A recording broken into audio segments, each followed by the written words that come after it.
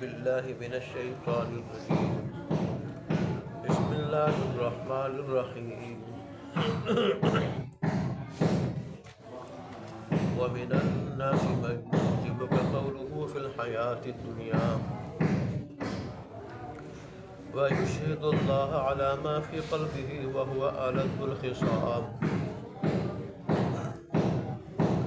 وإذا تولى سعى في الأرض ليفسد فيها ويهلك الحرث والنسل والله لا يحب الفساد وإذا قيل له اتق الله أخذته العزة بالإثم فحسبه جهنم ولبئس المهاد. ومن الناس من يشري نفسه ابتغاء مرضات الله والله رؤوف بالعباد. صدق الله مولانا العظيم وصدق رسوله النبي الأمي الكريم ونحن على ذلك لمن الشاهدين والشاكرين والحمد لله رب العالمين. گزشتہ آیات میں اللہ تبارک و تعالیٰ نے دعا کے اعتبار سے لوگوں کی دو قسمیں بتائی تھی کہ بعض لوگ وہ ہیں جو صرف دنیا مانگتے اللہ سے، اور ان میں عام طور پہ کافر لوگ ہیں، عام طور پہ کافر ہیں جو آخرت کے منکر ہیں، آخرت کے قائل ہی نہیں ہیں. تو ظاہر ہے وہ تو مانگتے ہی دنیا ہے اللہ تبارک و تعالیٰ سے. اور دوسرے وہ لوگ تھے کہ جو دنیا آخرت دونوں کی بھلائی مانگتے ہیں. یہی اللہ تبارک و تعالیٰ کے مخلص کامل الایمان پسندیدہ بنتے ہیں کہ جو دنیا بھی مانگتے ہیں آخرت بھی مانگتے ہیں، دنیا کے ساتھ ان کو آخرت کی بھی فکر ہوتی ہے. آج کی آیات میں بھی اللہ تبارک و تعالیٰ نے دو قسم کے لوگوں کا ذکر کیا ہے. ایک وہ لوگ جو ایمان میں مخلص نہیں ہے، ایمان کے صرف دعوے دار ہیں اور اندر کفر بھرا ہوا ہے. ان کی صفات کیا ہے اور ان کی نشانیاں کیا ہیں، ان کا انجام کیا ہے. اور دوسری قسم وہ لوگ ہیں جو اپنے ایمان میں مخلص ہیں، ایمان میں ہر عمل میں مخلص ہے. ان کی نشانیاں، ان کی علامتیں اور پھر ان کا انجام کیا ہے اللہ تبارک و تعالیٰ نے یہ ذکر کیا. اگرچہ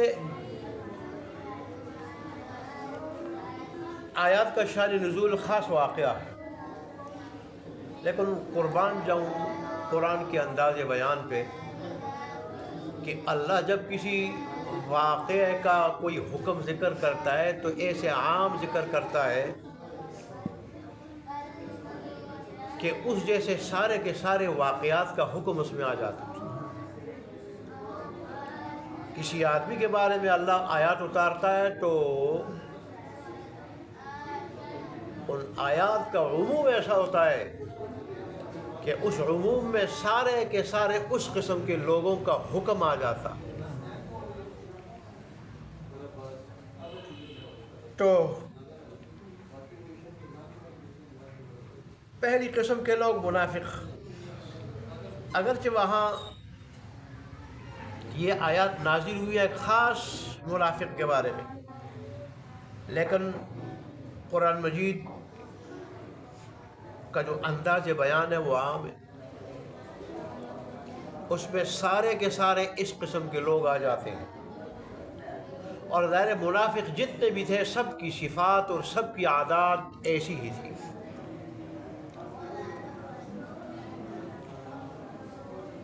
وہ کون تھا وہ آدمی؟ وہ اخنس بن شریق.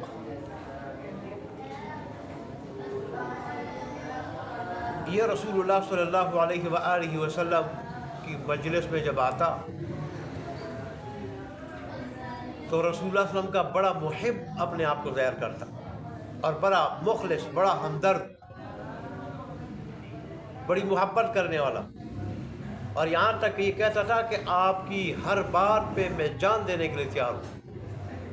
جان دینے کے لیے تیار.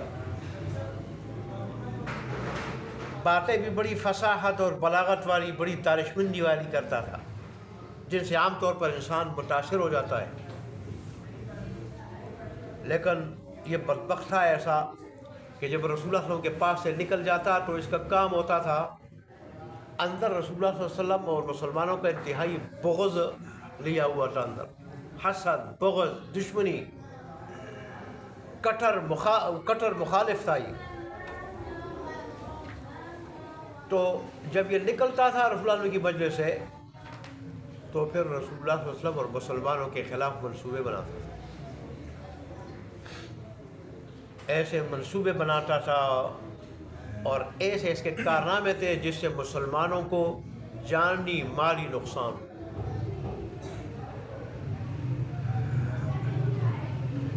جانی مالی نقصان. تو اللہ تبارک و تعالیٰ نے اس کا ذکر کیا ہے. اور پھر منافق جتنے بھی تھے ان لوگوں کی عادت تھی کہ جب کوئی انہیں ان کی غلطی بتاتا اور غلطی کا پتہ چلتا تو بجائے اس کے کہ اپنی اصلاح کرتے اپنی غلطی سے جو ہے نا باز آنے والے نہیں تھے، غلطی کو ماننے والے نہیں تھے اور اس سے باز آنے والے نہیں تھے، بلکہ اپنی غلطی پہ اور گناہ پہ اصرار کرنے والے تھے. تو اللہ تبارک نے ایسے لوگوں کا انجام ذکر فرمایا کہ ایسے لوگوں کا انجام جہنم ہے. ایسے لوگوں کو جہنم ہی راس آئے گی، جہنم. اور فرمایا بہت برا ٹھکانہ ہے جہنم. رب جس کو برا ٹھکانہ کہے وہ کتنا برا ٹھکانہ ہوگا. اللہ اکبر. اب یہ بدبخت کیا کرتا تھا کہ مسلمانوں کی فصلوں کو جلا دیتا تھا. اب مجلس میں آ کے کیا کہتا، آپ سے بڑی محبت، ہم آپ کے جانثار ہیں، بڑے چاہتے ہیں آپ کو، آپ کی ہر بات پہ جان دینے کے لیے تیار ہیں، جان قربان کرنے کے لیے تیار ہیں. اور باہر جاتا اتنا حاسد تھا، اندر اتنا حسد تھا، مسلمانوں کی فصلیں جلا دیتا تھا. پکی ہوئی فصلیں، ذرا پکی ہوئی فصل جل جائے تو یہ زمین والا جانتا ہے کہ اسے اس کے دل پہ کیا گزرتی. اور اس طرح مسلمانوں کے جانوروں کو ذبح کر دیتا تھا یا ٹانگیں کاٹ کے معذور کر دیتا ہے. اس قسم کا آدمی تھا یہ. اس لیے اللہ تبارک و تعالیٰ نے فرمایا یہ تو زمین میں فساد پھیلانے والا ہے. اول تو کفر اور شرک خود فساد ہے. نفاق، منافقت، اعتقادی منافقت جو کفر کی بدترین قسم ہے وہ خود فساد. لیکن یہ پھر اس قسم کی فساد بھی کرتا تھا.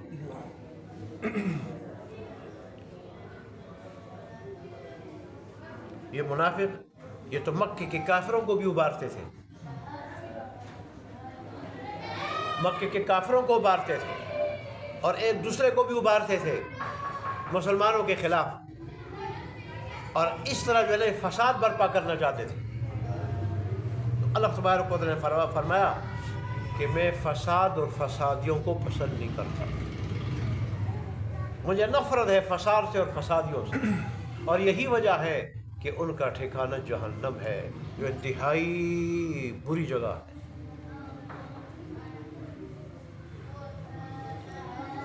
اللہ تبارک و تعالیٰ نے فرمایا کہ اب دوسری طرف ایسے لوگ بھی ہیں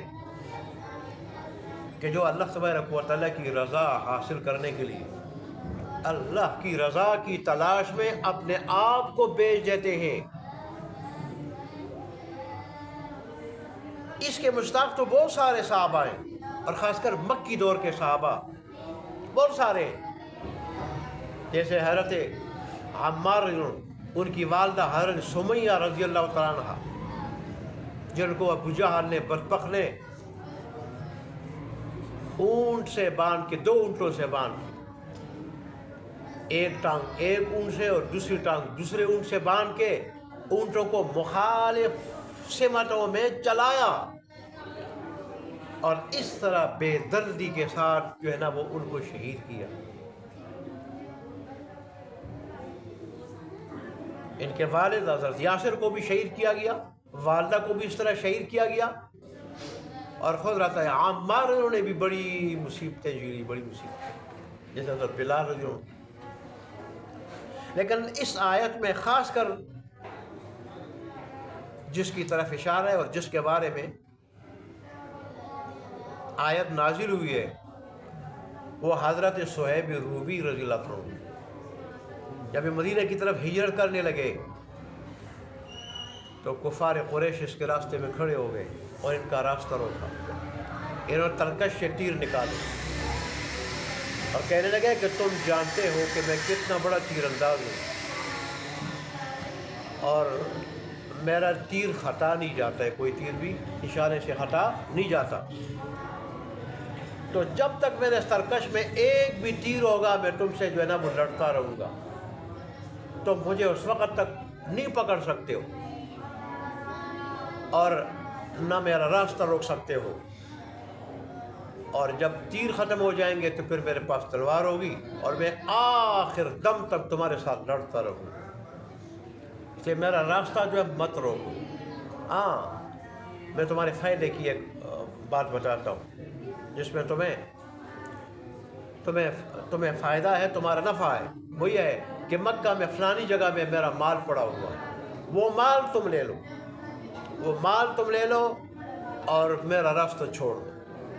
چنانچہ اس طرح جان کی بازی لگانے کے لیے وہ تیار ہو گئے کہ جب تک ایک تیر ہوگا میں لڑتا رہوں گا، پھر تیر ختم ہو جائیں گے تلوار کے ساتھ لڑتا رہوں گا، ایمان نہیں چھوڑوں گا، ہجرت کا راستہ نہیں چھوڑوں گا، محمد عربی سے ملاقات نہیں چھوڑوں گا، اور اس طرح مال بھی دے دیا، جان کا بھی نذرانہ اور مال کا بھی نذرانہ پیش کیا ہجرت کے لیے، جس سے اللہ تبارک و تعالیٰ کے رسول صلی اللہ علیہ وسلم کے پاس پہنچنا تھا اور اپنی جو ہے نا وہ اپنے ایمان کو بچانا تھا۔ تو پھر جب مدینہ گئے وہاں پہنچے اور رسول اللہ صلی اللہ علیہ وسلم کو سارا واقعہ بتا دیا تو رسول اللہ نے فرمایا اے ابو یحییٰ تو نے بڑے نفع کی تجارت کی، اے ابو یحییٰ تو نے بڑے نفع کی تجارت کی۔ تو دوسری طرف یہ لوگ ہیں صحابہ سارے کے سارے مخلص تھے، سارے کے سارے یہ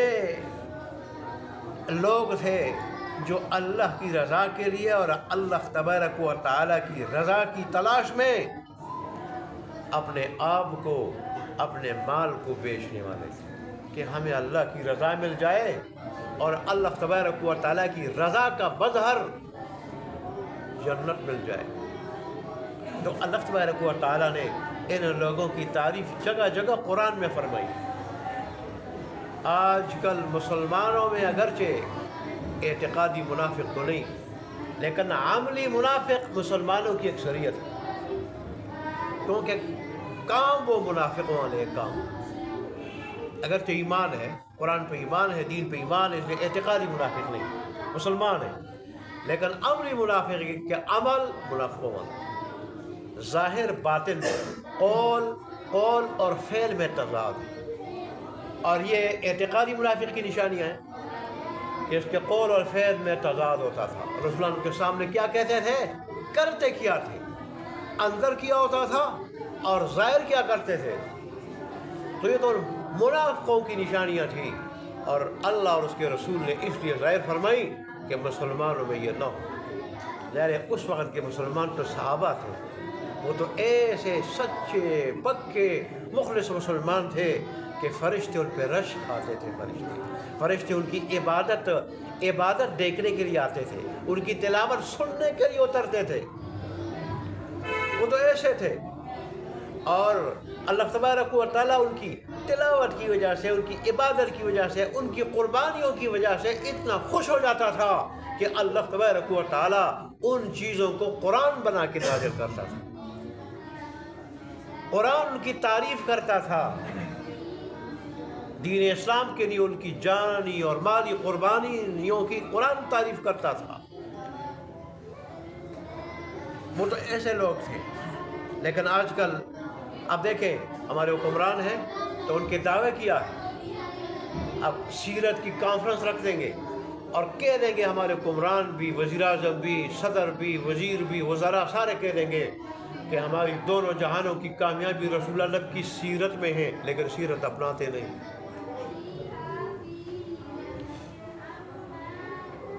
ہماری کامیابی اور سرخروئی وہ اللہ تبارک و تعالیٰ کے احکام کے چلنے میں ہے، لیکن احکام اپناتے نہیں. کس کے قانون پہ چل رہے ہیں؟ گورے کے قانون پہ چل رہے ہیں. ہمارے فیصلے گوروں کے قوانین کے مطابق، ہمارے اعمال گوروں کے قوانین کے مطابق، ہماری زندگی وہ گوروں کے قوانین کے مطابق، گوروں سے متاثر ہو کے. اور دعوے کیا ہے کہ دنیا آخرت دونوں کی کامیابی رسول اللہ کی سیرت میں. ہمیں سیرت اپنانی ہوگی، اپناتے ہم نہیں. تفسیر دروس القرآن والے نے لکھا ہے کہ سعودی عرب میں بھی پہلے آل سعود، خاندان سعود کی حکومت کی باغ ڈور سنبھالنے سے پہلے سعودی عرب میں پہلے چوریاں ہوتی تھیں، ڈکیتیاں ہوتی تھیں، قتل ہوتے تھے. لیکن جب خاندان سعود نے اقتدار کی باغ ڈور سنبھالی تو ابن سعود سے جب کسی نے کہا کہ یہاں تو چوریاں ہوتی ہیں تو اس نے کہا کہ صرف 2.5 دن میں چوری بند ہو جائے گی.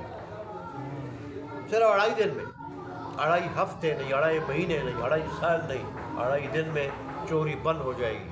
چنانچہ جب اس نے مکمل قرآن مجید کی بتائی ہوئی حدود، قرآن مجید کی بتائی ہوئی سزائیں، قتل کی، چوری کی، وہ نافذ کی تو چوریاں بند ہو گئی، چوریاں بند ہو گئی، قتل بند ہو گئے. اور صرف امریکہ نہیں، پوری دنیا کو تسلیم کرنا پڑا کہ واقعی سعودی عرب ایک ایسا ملک ہے کہ وہاں جرائم نہیں ہوتے، وہاں جرائم نہیں ہوتے. ان کو تسلیم کرنا پڑا.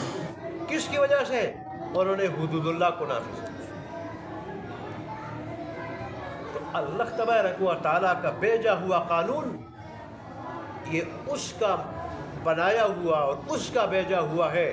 اس کے مطابق اگر حکومت چلے وہ حکومت کامیاب ہے، وہ حکومت کامیاب ہے، ترقی یافتہ ہے. وہ ملک امن سکون کا، ترقی کا گہوارہ بن جاتا ہے. اور اگر اس پہ عوام چلے تو عوام کامیاب ہے، ان کو سکون کی زندگی مل جاتی ہے، ادھر بھی اور ادھر بھی سکون کی زندگی. دونوں جہان اچھے ہو جاتے ہیں جو اس قانون پر عمل کرے. آج گورے وہ تو قرآن کا خود مطالعہ کر کے مسلمانوں کے اعمال سے بیزار ہیں. وہ کہتے ہیں مسلمانوں کو دیکھ کے مسلمان نہیں ہوتے، ان کو دیکھ کے دین سے دور ہوتے ہیں، بیزار ہوتے ہیں. ہمیں سکون نہیں ہے، اپنے دین پہ چلنے میں سکون نہیں ہے، اپنے معاشرے کی زندگی اپنانے میں سکون نہیں ہے.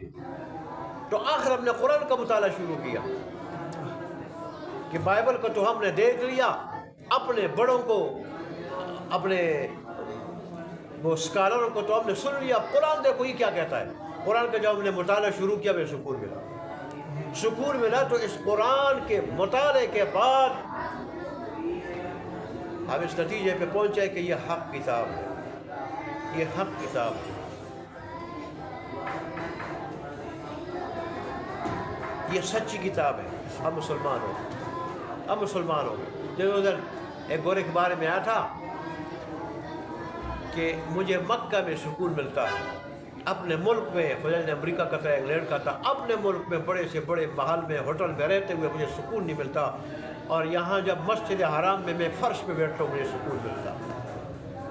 یہی وجہ میں ادھر آتا ہوں، 2 مہینے گزار دیتا ہوں. تو سکون کے لیے اللہ نے یہ قرآن بھیجا. یہ بھیجا ہی جیسے رسول اللہ نے فرمایا دلوں کا زنگ اتارنے کے لیے اللہ تبارک و تعالیٰ نے. رسول نے فرمایا کہ ہر چیز کو زنگ لگ جاتا ہے اور دلوں کو جو زنگ لگتا ہے تو اس زنگ کو اتارنے کے لیے اللہ نے یہ قرآن بھیجا۔ جن لوگوں نے اس قرآن کو سنا اور اس پہ عمل کیا، اخلاص کے ساتھ عمل کیا، تو ان لوگوں سے دنیا ایسی متاثر ہوئی کہ انہیں دیکھ کے دنیا اسلام میں داخل ہوئی۔ انہیں دیکھ کے بہت سارے یہودی، عیسائی اور مجوسی، بہت سارے لوگ اسلام میں داخل ہوئے، صرف اس لیے کہ ان کا عمل قرآن پہ تھا، اخلاص کے ساتھ اللہ کی رضا کے لیے قرآن پہ عمل تھا، تو دنیا اسلام میں داخل ہوئی۔ اور پھر دنیا ان کی ایسی عاشق ہوئی کہ جب ان کے علاقے چھوڑ کے جا رہے تھے وہ، تو دنیا روتی رہی ان کے پیچھے۔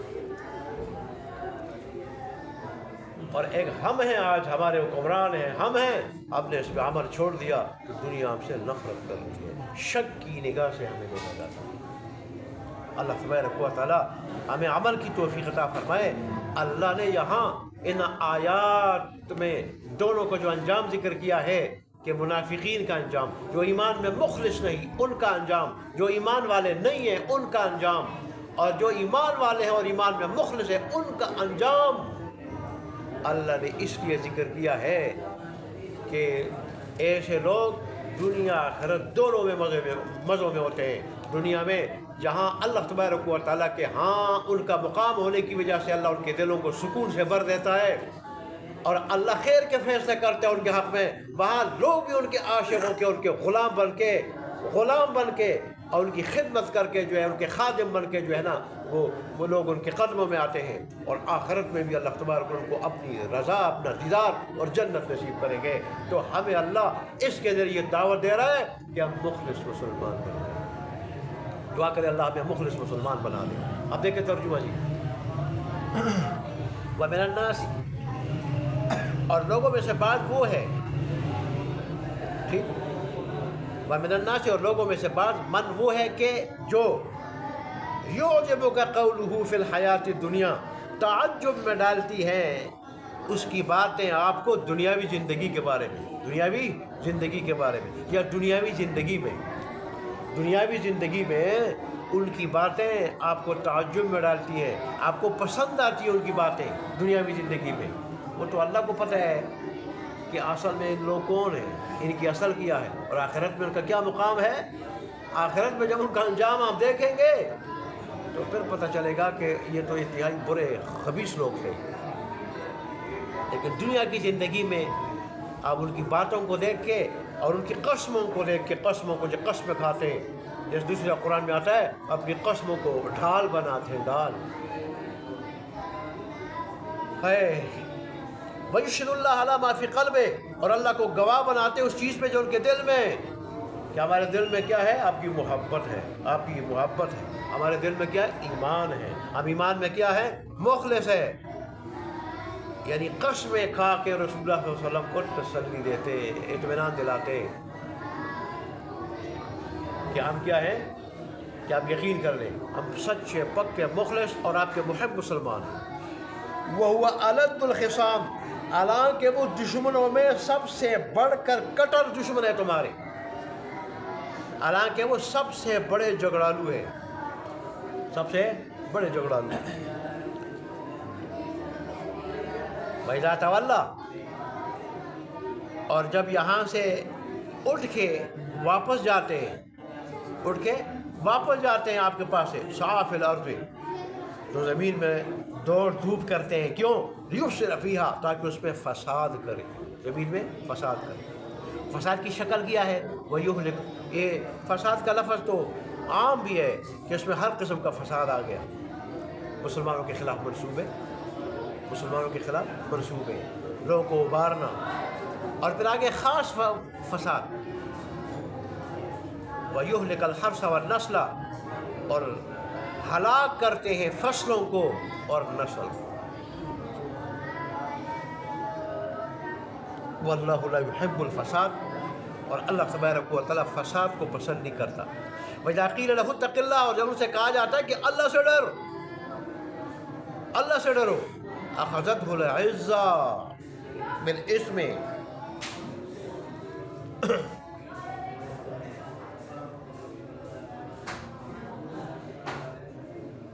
लफ्ज़ी माना तो है तो इज्जत उसको पकड़ लेती है गुनाह के साथ।